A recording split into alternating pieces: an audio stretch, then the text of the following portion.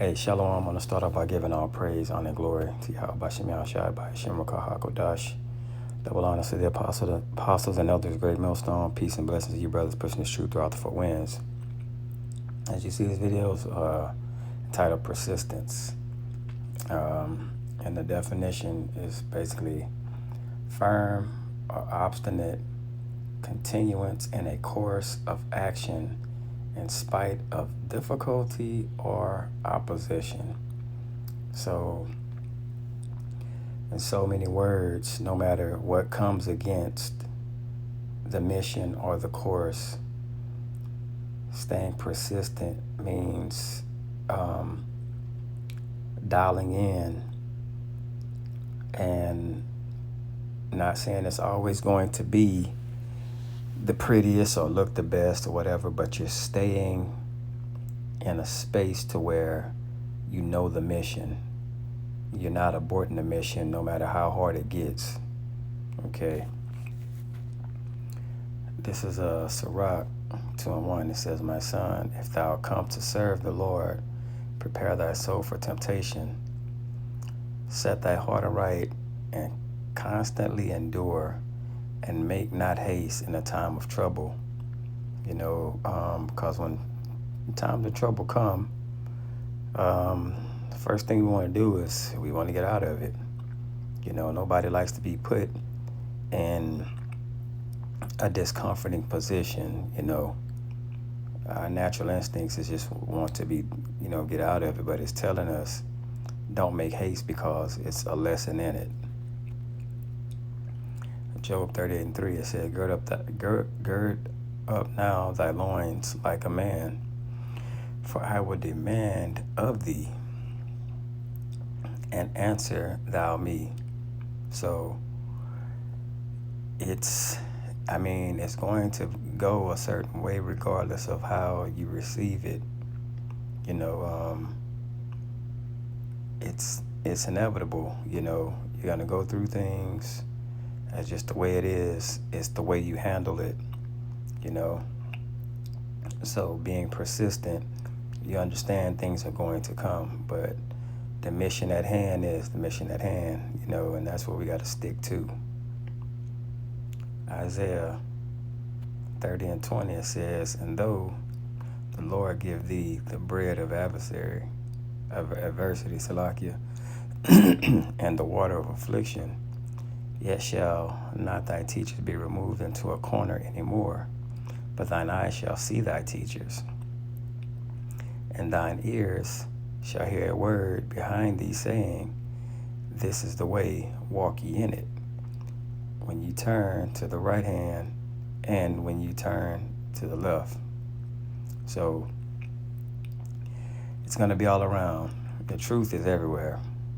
Okay? No matter if you're just paying attention to anything and everything right now, you'll see that just the principle of who we are, because everybody doesn't have truth. And that's quite obvious, but you're going to know who you are. And if the Spirit is to come to you and you're one of the elect or, one of the chosen, then you're going to find the truth. The truth, it's going to basically, the Spirit is going to lead you into all truth, so, but you're going to absolutely know exactly who you are. So that foundation of truth and knowing your true nationality and all of those things are going to come to you. Okay.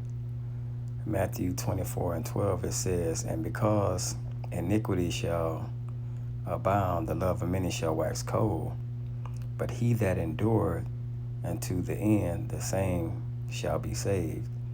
So this is why persistence is heavy. It says he that endures. So it doesn't mean that you're going to just have a walk in the park. When you're walking or you're going through something, endurance means it's going to be hard. Something is like pressing up against you. You have to endure the pressure of walking forward. So if you're walking forward and you have um, the things of life pressing up against you, and then you keep in mind you're fighting things you can't even see. So it's a spiritual battle. So your walk has to be spiritual, and you have to understand that Yahweh Shem Yahushua is actually fighting for us. But it's this mental battle that we're going through. We got to pursue. We got to just keep pushing forward. Ecclesiastes 9:11, it says, I returned and I saw under the sun that the race is not to the swift, nor the battle to the strong, neither yet bread to the wise, nor yet riches to the man of understanding, nor yet favor to the men of skill, but time and chance happeneth to them all. So nobody gets what they deserve, because if that's the case, we all deserve death, But everything happens in its proper timing and for proper reasons, So the race isn't to the swift. You can't be running a 5K and go out in a sprint like you're running the 40-yard dash. So it's pacing yourself. Staying in the scriptures, pacing yourself, reading, fasting, things of that nature. But you have to stay the course, and you have to understand that it's not going to always look pretty. You just got to stay walking and stay prayed up. With that one, I'll say shalom.